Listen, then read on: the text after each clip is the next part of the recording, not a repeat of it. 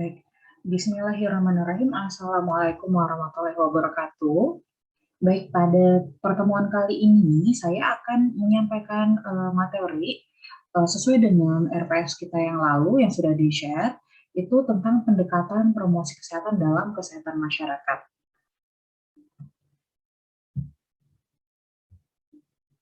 Nah, sebelum kita masuk lebih lanjut nih tentang promosi kesehatan itu sendiri, kita ada baiknya dulu tahu definisi promosi kesehatan ini sendiri. Nah, secara bahasa, promosi kesehatan ini berasal dari dua kata nih. Ada promosi dan ada yang namanya kesehatan itu sendiri. Nah, promosi kita secara tidak langsung pasti akan identik dengan yang namanya menjual, memasarkan, atau memperkenalkan sesuatu. Nah, sedangkan kesehatan itu sendiri, seperti yang sudah dijelaskan, menurut WHO adalah suatu kondisi sejahtera secara fisik, mental, dan sosial. Jadi suatu kondisi yang seseorang itu tidak hanya kondisinya tidak ada penyakit atau kelemahan, tapi mereka merasa fisiknya, mentalnya, dan sosialnya sejahtera. Mereka bisa bebas, satu pasti bebas dari penyakit, lalu secara mental mereka merasa tenang, emosinya merasa tenang, dan secara sosial mereka mampu bersosialisasi dan bisa berinteraksi dengan orang lain. Nah, jadi secara tidak langsung promosi kesehatan ini diartikan sebagai upaya memasarkan, menyebarluaskan, mengenalkan atau menjual kesehatan.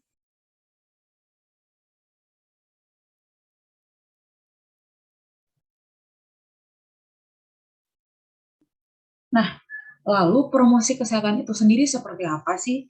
Nah, sebelum kita tahu lebih lanjut, pastinya kita harus tahu asal muasal dari promosi kesehatan itu sendiri. Sebelum kita mengenal yang namanya istilah promosi kesehatan, ada yang namanya pendidikan kesehatan. Nah, pendidikan kesehatan ini secara harfiah itu adalah penerapan konsep pendidikan dalam bidang kesehatan. Jadi, secara tidak langsung adalah menyasar yang namanya aspek kognitif seseorang, predisposisi mereka. Jadi secara tidak langsung supaya seseorang yang tadinya tidak tahu menjadi tahu. Semisal tadinya mereka tidak tahu apa itu penyakit diare. Nah, setelahnya mereka menjadi tahu dengan ada pendidikan kesehatan, mereka menjadi tahu, oh penyakit diare adalah penyakit seperti ini. Oh, mereka cara pencegahannya penyakit ini seperti ini, cara mengobatinya seperti ini. Jadi mereka yang tadinya tidak tahu menjadi tahu tuh tentang penyakit tersebut. Nah, lalu kemudian pendidikan kesehatan ini berkembang, direvitalisasi dia menjadi promosi kesehatan. Nah, promosi kesehatan itu sendiri adalah suatu metode ya, yang dimana dia tidak mengubah visi dari pendidikan kesehatan tadi yang menyasar kognitif, tetapi mereka tidak hanya menyasar kognitif, tapi juga memperhatikan aspek lainnya. Artinya ada aspek enabling dan ada aspek reinforcing.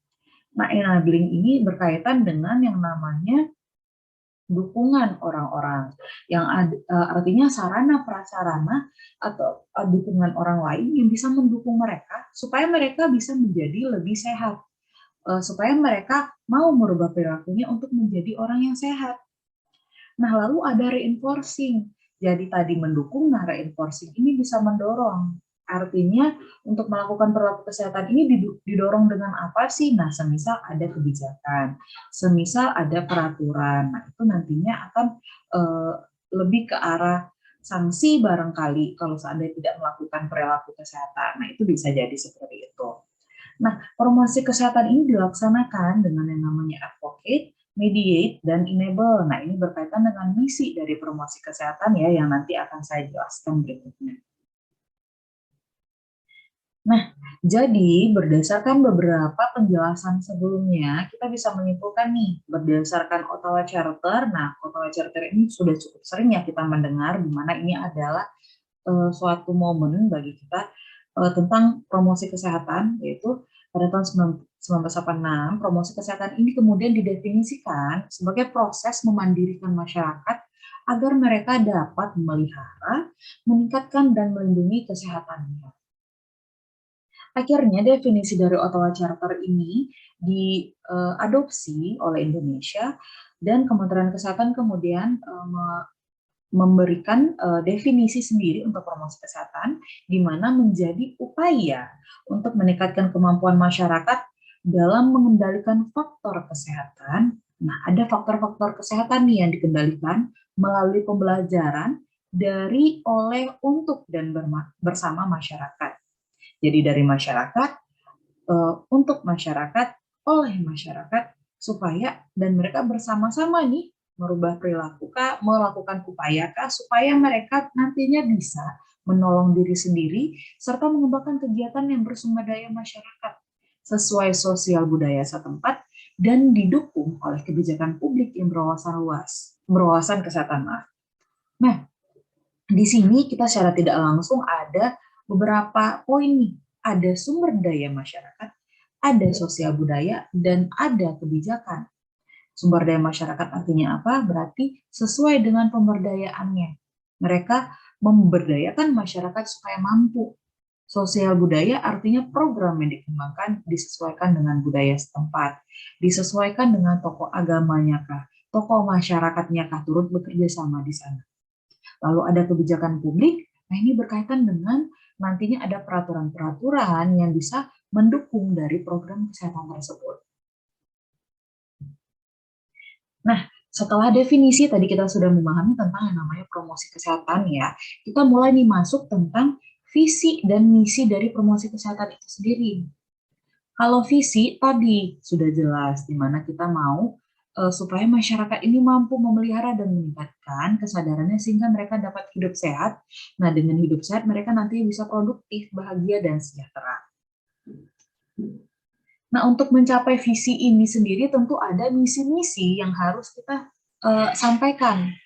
Nah, misi tersebut apa? Tadi sudah kita singgung sebelumnya ya saat kita menjelaskan tentang revitalisasi promosi kesehatan tersebut, di mana ada advocate atau advokasi, dan ada mediate, di mana menjembatani, dan ada enable yaitu memampukan. Nah, advocate ini artinya kita misinya untuk mempengaruhi pembuat keputusan supaya nanti bisa mempercayai bahwa program kesehatan yang kita kembangkan ini perlu nih, penting, dan sehingga perlu juga namanya dukungan melalui kebijakan. Nah, lalu kita akhirnya juga ada mediate. Mediate ini menjembatani, di mana kita menjalin kemitraan dengan bidang kesehatan lain maupun lintas sektor terkait. Contohnya, semisal kita mau melakukan edukasi kepada masyarakat tentang gizi. Nah, tentunya kita sebagai orang promosi kesehatan pasti bukanlah ahli dalam bidang gizi tersebut. Jadi kita bisa misalnya melakukan mitra dengan yang namanya orang-orang dari bidang gizi supaya bisa turut bekerja sama, misalnya. Atau kita berkaitan dengan penyediaan jamban. Nah, penyediaan jamban berarti kita bekerja sama dengan pemerintah, misalnya untuk ada namanya alokasi, terus ada apa namanya supaya masyarakat juga bisa mampu memanfaatkan jamban. Nah, itu pasti ada yang namanya mitra-mitra untuk bekerja sama di dalamnya. Nah, terakhir ada enabling atau enable-nya, supaya nanti masyarakat itu mampu memelihara dan meningkatkan kesehatan sendiri, maka kita memberikan keterampilan kepada mereka. Tadinya, semisal mereka tidak tahu cara melakukan 3M misalnya, untuk pencegahan terhadap DBD. Nah, kita ajarkan, begini loh caranya, akhirnya mereka bisa terampil, sehingga mereka bisa memelihara dan meningkatkan kesehatannya sendiri nantinya. Nah, lalu tujuan dari promosi kesehatan itu sendiri apa? Nah, pertama, tujuan umumnya pasti untuk mengubah perilaku ya. Karena kita melakukan promosi kesehatan tidak hanya menyasar yang namanya tadi pengetahuan, tentu nanti masyarakat ini bisa mau dan mampu juga. Tadi yang mereka sudah tahu tentang kesehatan tersebut, mereka mau dan akhirnya mampu untuk merubah perilakunya, untuk merubah kondisi kesehatannya. Itu tujuan umumnya. Nah, maka ada yang namanya tujuan khusus juga nantinya. Nah, jadi pertama menjadikan kesehatan sebagai sesuatu yang bernilai bagi masyarakat. Dengan masyarakat itu tahu bahwa kesehatan adalah hal yang penting, hal yang bernilai, maka mereka akan merasa, ini loh saya harus perbaiki kondisi saya. Nah, lalu ada menolong individu agar mampu secara mandiri mengadakan kegiatan mencapai tujuan hidup sehat. Tadi ada pemberdayaannya. Lalu mendorong pengembangan dan penggunaan secara tepat sarana pelayanan kesehatan yang ada. Artinya, sarana pelayanan kesehatan sudah ada. Nah, itu bagaimana supaya sarana pelayanan kesehatan tersebut bisa dimaksimalkan penggunaannya. Gitu. Nah, lalu tujuan operasionalnya seperti apa dari tujuan promosi kesehatan ini? Nah, tujuan operasionalnya pertama supaya masyarakat punya pengertian yang lebih baik tentang eksistensi dan perubahan sistem dalam pelayanan kesehatan serta cara memanfaatkan secara efektif dan efisien. Artinya dia sudah tahu pelayanan kesehatan itu seperti apa, mereka mau memanfaatkan pelayanan kesehatan. Nah, gimana sih cara memanfaatkannya supaya secara efektif dan efisien? Nah, kedua, supaya masyarakat ini punya tanggung jawab lebih besar pada kesehatan dirinya, keselamatan lingkungan, dan masyarakatnya. Jadi tadi mereka sudah tahu nih, oh saya penting nih menjaga kesehatan. Akhirnya saya harus melakukan ini, terus harus bisa menjaga lingkungan yang seperti ini, bla bla. Nah, itu yang nanti diharapkan dari tujuan operasionalnya. Terakhir, agar masyarakat mempelajari apa yang dapat dilakukan sendiri dan bagaimana caranya tanpa selalu minta pertolongan kepada sistem pelayanan kesehatan yang normal. Artinya tadi, supaya mereka mandiri sendiri. Nah, tadi sudah berkaitan tentang visi, misi, dan tujuan. Kita akhirnya masuk nih tentang strategi pendekatan promosi kesehatan. Nah, basicnya kita mengenal dari Ottawa Charter tadi sebagai awal dari promosi kesehatan ya.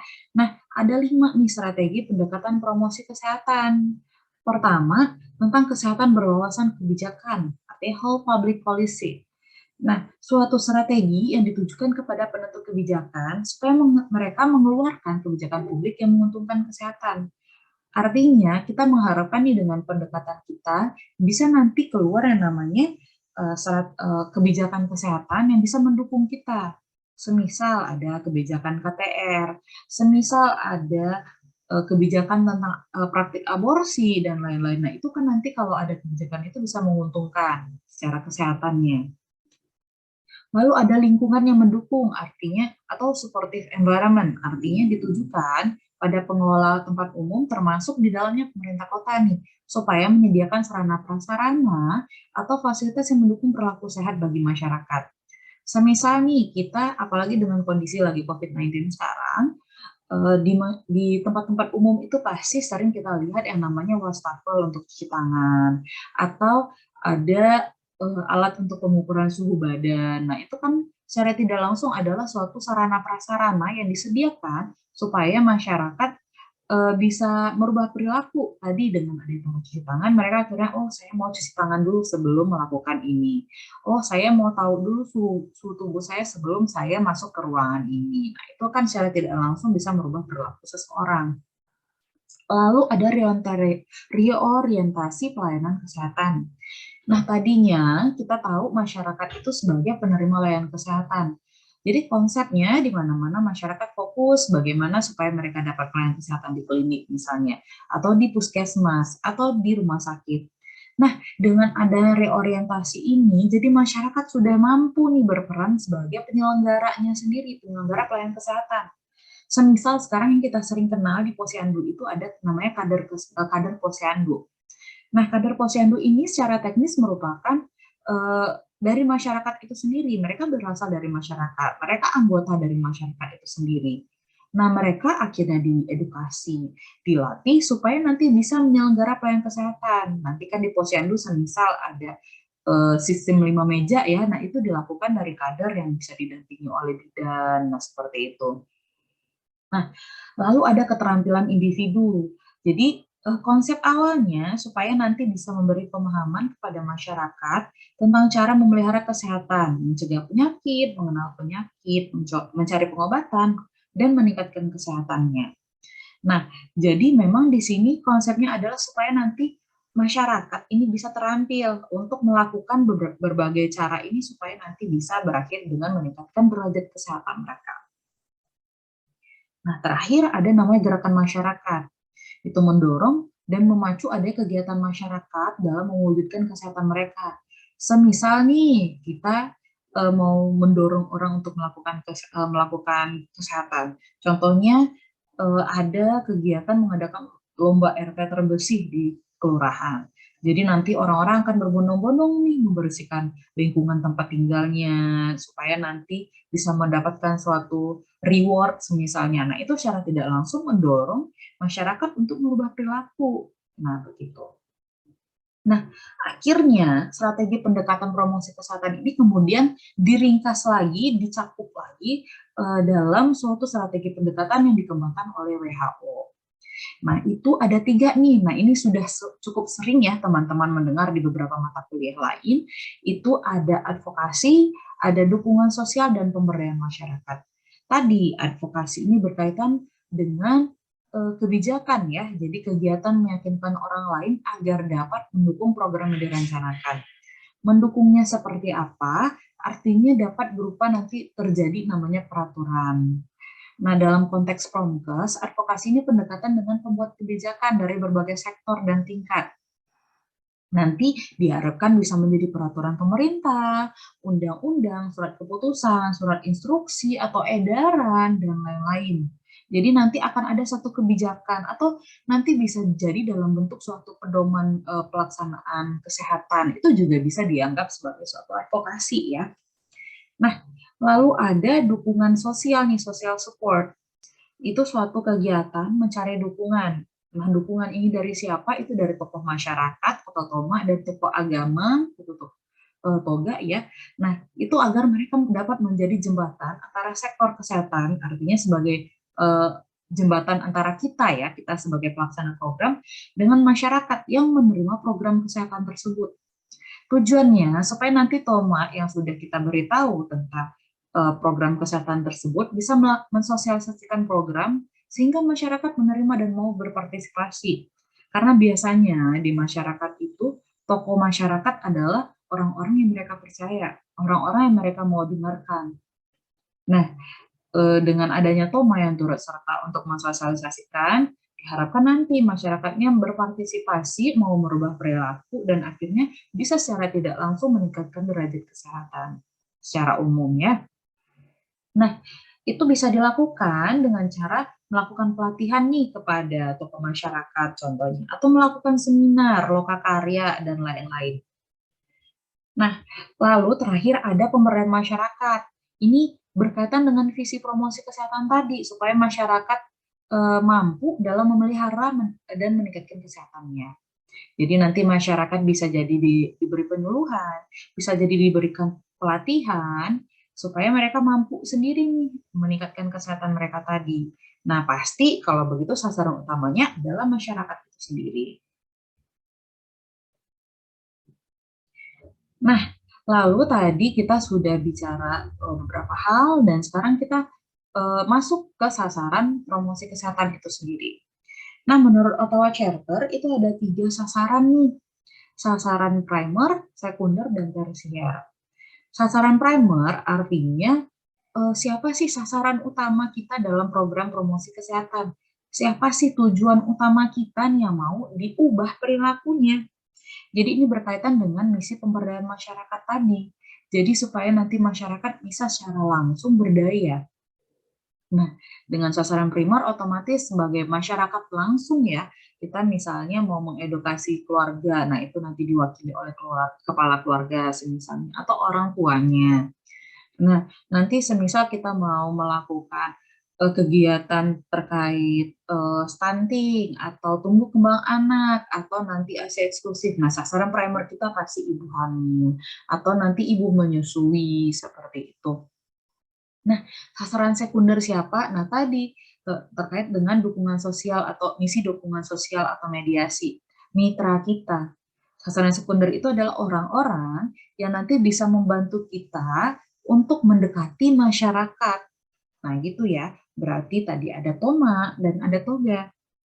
Terakhir, ada sasaran tersier sesuai dengan misi advokasi. Jadi kita menyasar pembuat kebijakan, penentu kebijakan supaya mereka mengeluarkan kebijakan kesehatan tersebut. yang nantinya bisa mendorong masyarakat melakukan suatu perubahan perilaku. Nah, lalu kita tadi sudah panjang lebar, jadi gimana kaitannya status kesehatan itu sendiri dengan promosi kesehatan? Nah, kalau teman-teman lihat, di sini sudah sering ya kita menjelaskan tentang teori dari H.L. Bloom tentang status kesehatan, di mana status kesehatan itu dipengaruhi oleh 4 faktor. Yang pertama ada namanya pelayanan kesehatan, ada namanya hereditas atau keturunan, ada lingkungan, dan ada perilaku. Nah, pelayanan kesehatan ini pasti berkaitan dengan yang namanya rumah sakit kah, puskesmas kah, tenaga kesehatan kah, bagaimana yang tadi ada sarana prasarana kesehatan itu bisa maksimal penggunaannya dan dimudahkan juga aksesnya dari masyarakat untuk bisa mencapai pelayanan kesehatan tersebut. Nah, ini aksesnya bisa secara material ya, secara ekonomi maupun secara akses jarak. Artinya masyarakat nanti intinya bisa mampu mendapatkan pelayanan kesehatan yang sesuai yang mereka butuhkan. Nah, lalu status kesehatan ini juga dipengaruhi oleh hereditas atau keturunan. Kondisi seseorang sehat atau tidak itu secara langsung pasti juga dipengaruhi oleh keturunannya. Semisal orang-orang dengan penyakit DM. Nah, DM itu kan bisa menurunkan kepada anak-anaknya, keturunannya. Nah, itu bagaimana nanti untuk supaya status kesehatannya tidak menurun ya, kita bagaimana untuk melakukan tindakan preventif supaya nanti orang-orang yang punya penyakit ini ketika menurunkan kepada anak-anaknya, nanti bisa diminimalisir, entah itu efeknya, entah itu penyakitnya, atau bagaimana. Nah, lalu ada lingkungan. Nah, lingkungan ini pasti berkaitan dengan triase epidemiologi ya, ada faktor ada faktor penyakit dan ada host. Nah, terus bagaimana nanti supaya lingkungan ini, semisal kita berkaitan juga dengan air bersih atau kebersihan lingkungan ya, kesehatan lingkungannya. Nah, nanti bagaimana kita bisa mengeliminasi yang namanya faktor-faktor lingkungan yang mendukung terjadinya penyakit. Nah, itu kita eliminasi supaya tidak menurunkan derajat kesehatan seseorang maupun masyarakat. Nah, terakhir pasti ada perilaku nih.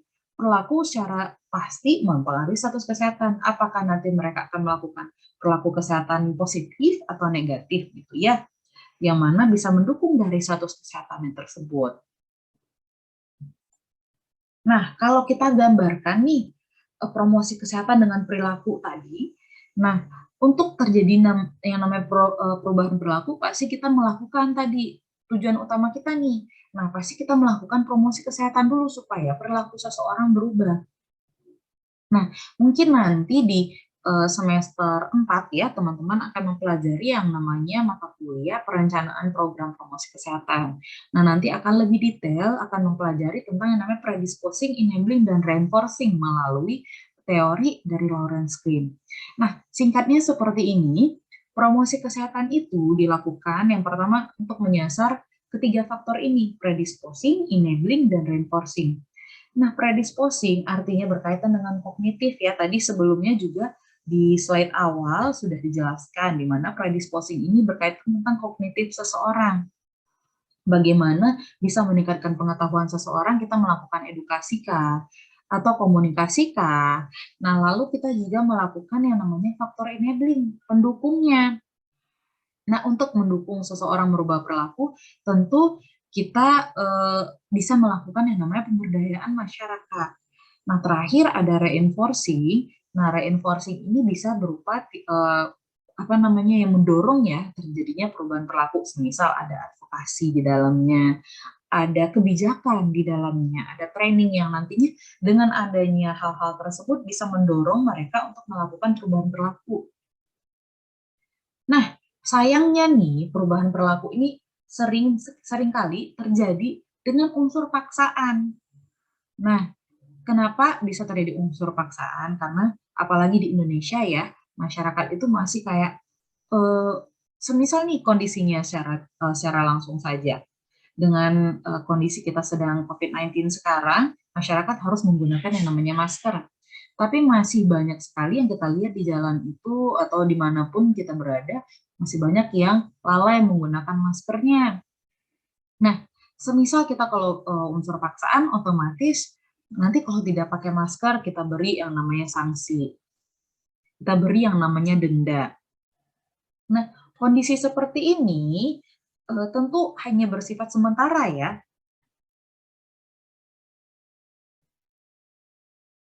Semisal nih kalau kita memaksa, kayak contohnya aja, ada razia di satu daerah. Orang-orang yang biasanya tidak pakai helm, mereka akan pakai helm tuh. Karena apa? Takut nanti kena razia. Tapi besoknya razia yang sudah tidak ada, mereka tidak akan pakai helm lagi. Jadi paksaan ini secara tidak langsung sifatnya hanya sementara. Jadi tidak permanen gitu. Nah, cara permanennya seperti apa? Kita eliminasi si paksaan, kita tidak melakukan yang namanya paksaan. Nah, caranya kita lakukan yang namanya edukasi. Dengan edukasi itu bisa lebih permanen, jangka panjang. Nah, walaupun edukasi ini pasti membutuhkan waktu yang lebih lama daripada unsur paksaan ya. Kalau unsur paksaan dia langsung otomatis pada saat itu orang akan berubah perilaku.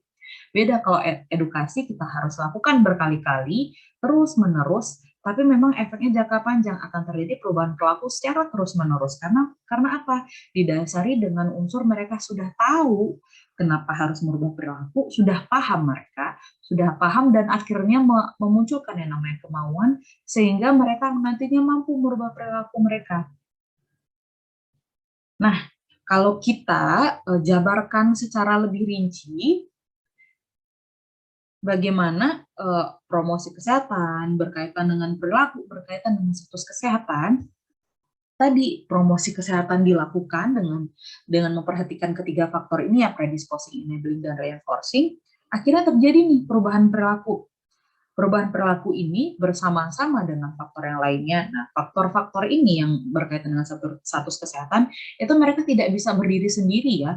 Jadi tidak bisa hanya memperhatikan pelayanan kesehatan aja, tidak bisa hanya memperhatikan hereditas saja, tidak bisa memperhatikan lingkungan saja, maupun memperhatikan perilaku saja. Mereka saling satu sama lain bersatu padu untuk meningkatkan yang namanya status kesehatan seseorang. Nah, jadi kalau kita jabarkan lagi, peran promosi kesehatan itu dalam kesehatan masyarakat seperti apa sih? Nah, ini berkaitan dengan tiga-tiga faktor yang lainnya ya. Tadi ada herediter, pelayanan kesehatan, dan lingkungan.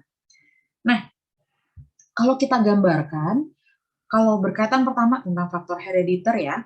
Nah, faktor herediter ini kan tadi adalah keturunan, berkaitan tentang orang tua yang memiliki penyakit atau memiliki risiko penyakit yang nantinya juga bisa diwariskan kepada anak. Nah, orang tua yang menderita penyakit yang dapat diturunkan, semisal tadi ada DM ya, terus ada jantung koroner, ada rematik, dan lain-lain. Nah, mereka tadi sudah tahu, sudah diberi yang namanya edukasi kesehatan, semisalnya, atau didukung dengan lingkungan sekitar, didukung dengan kebijakan. Tadi akhirnya mereka dengan sudah memiliki pemahaman, mereka sampaikanlah informasinya kepada anak-anak mereka, kepada keturunan mereka, diedukasi keturunannya supaya nanti mereka tahu nih kalau saya berisiko terhadap penyakit. Terus kalau saya mengalami penyakit tersebut, apa yang harus saya lakukan? Jadi mereka sudah prepare dari sebelumnya. Jadi mereka sudah siap dengan apa yang mau dihadapi, terus siap dengan apa yang harus mereka lakukan. Jadi secara tidak langsung ketika mereka nanti sakit, mereka bisa minimalisir dampak dari penyakitnya. Dan artinya dengan dampak penyakit yang bisa diminimalisir juga bisa yang namanya mempertahankan derajat kesehatan, mempertahankan juga produktivitas mereka sehari-hari. Nah, terus kalau faktor pelayanan kesehatan gimana? Kalau faktor pelayanan kesehatan itu berkaitan dengan tadi, kalau kita sudah melakukan yang namanya semisal edukasi tentang kesehatan pertamanya, kita lakukan supaya mereka bisa paham nih tentang suatu penyakit, bisa paham nih dengan kondisi kesehatan. Jadi secara tidak langsung itu akan membangun awareness mereka terhadap penyakitnya. Tadinya mereka tidak tahu tentang penyakit yang A. Terus sekarang mereka sudah tahu. Dengan mereka tahu otomatis mereka akan merasa lebih awas gitu, lebih awas sehingga mereka lebih menggunakan yang namanya fasilitas pelayanan kesehatan. Jadi fasilitas pelayanan kesehatan bisa juga dimanfaatkan secara maksimal, digunakan secara terus-menerus. Nah, terus terakhir, faktor lingkungan. Nah, kalau dengan faktor lingkungan ini, dengan adanya seseorang ini punya pemahaman tentang menjaga kebersihan lingkungan, termasuk sanitasi dan air bersih, nanti bisa membangun perilaku positif mereka yang dapat meningkatkan kepedulian terhadap lingkungan, sehingga nanti lingkungan mereka itu mereka jaga supaya bebas dari faktor penyakit atau lainnya yang dapat meningkatkan risiko penyakit. Jadi dengan mereka paham yang namanya ini lingkungan harus dijaga seperti ini loh. Terus saya harus menghilangkan, mengeliminasi faktor penyakit yang ini loh, sehingga nanti bisa meningkatkan yang namanya derajat kesehatan mereka.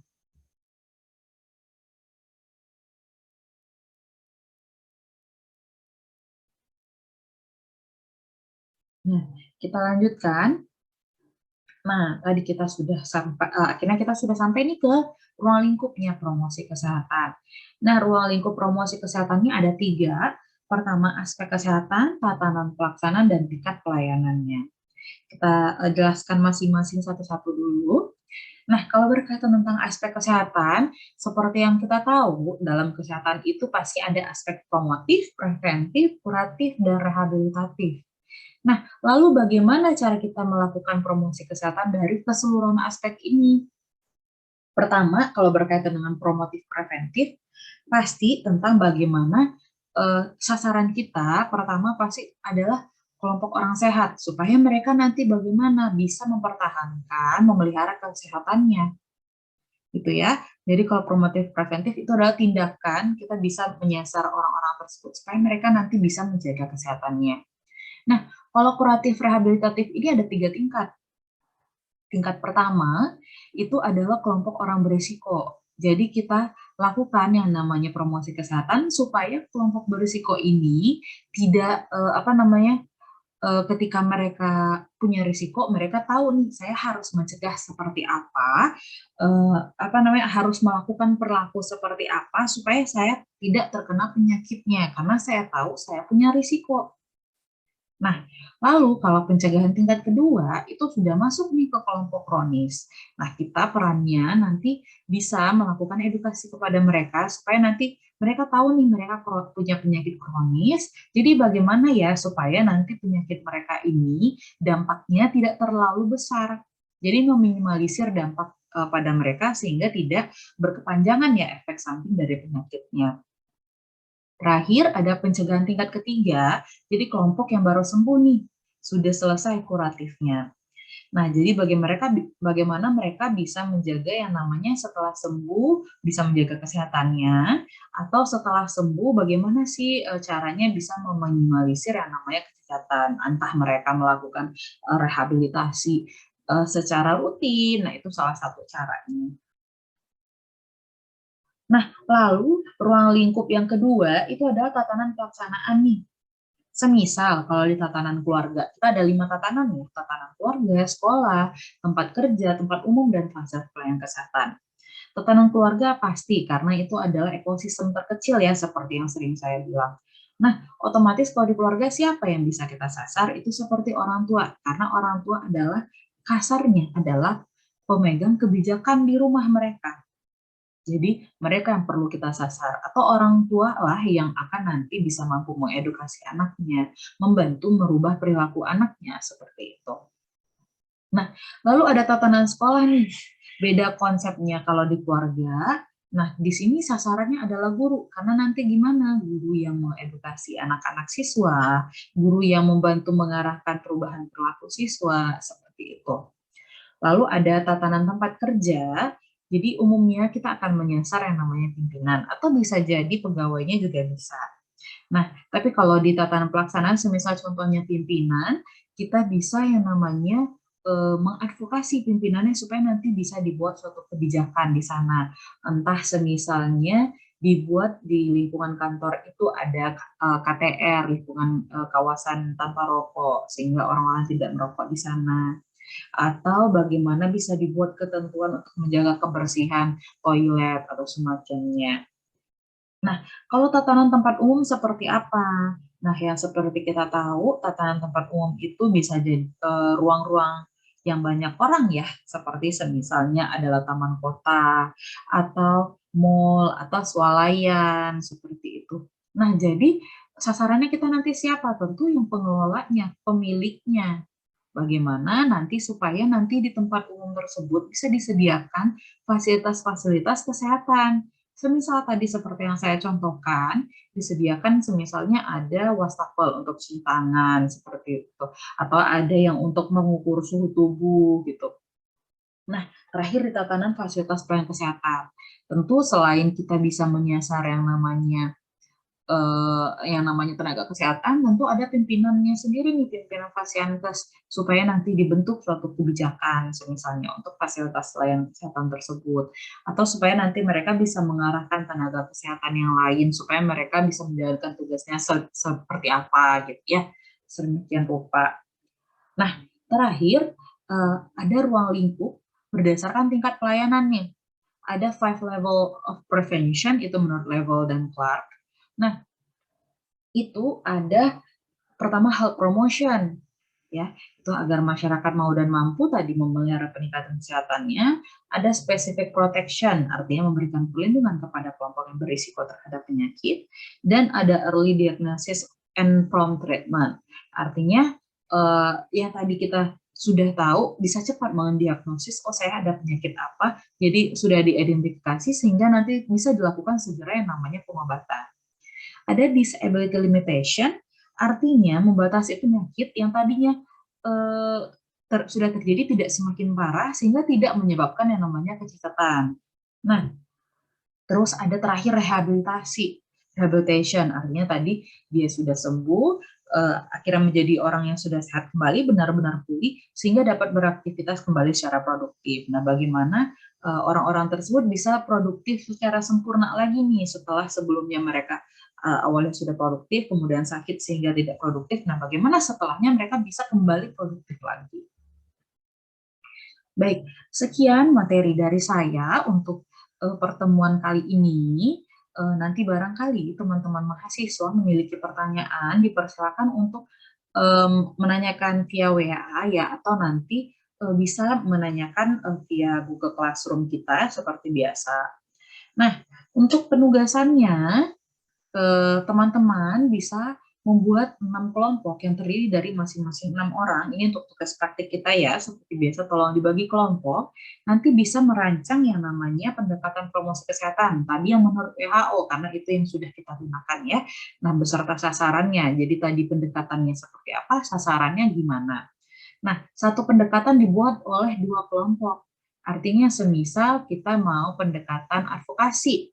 Advokasi itu nanti dibuat oleh kelompok 1 dan kelompok 2 misalnya. Nah, nanti hasil praktiknya itu hasil diskusinya bisa dibuat dalam bentuk makalah ringkas seperti biasa ya, dan dikumpulkan secara kolektif oleh PJ mata kuliah itu paling lambat 27 April 2022 pukul 10 WIB. Nah, nanti bisa diupload oleh PJ ke Google Classroom seperti biasa. Nah, baik. Jika nanti ada pertanyaan, pasti silahkan juga pertanyaan berkaitan dengan praktik dihubungi saya melalui WA atau melalui Google Classroom ya.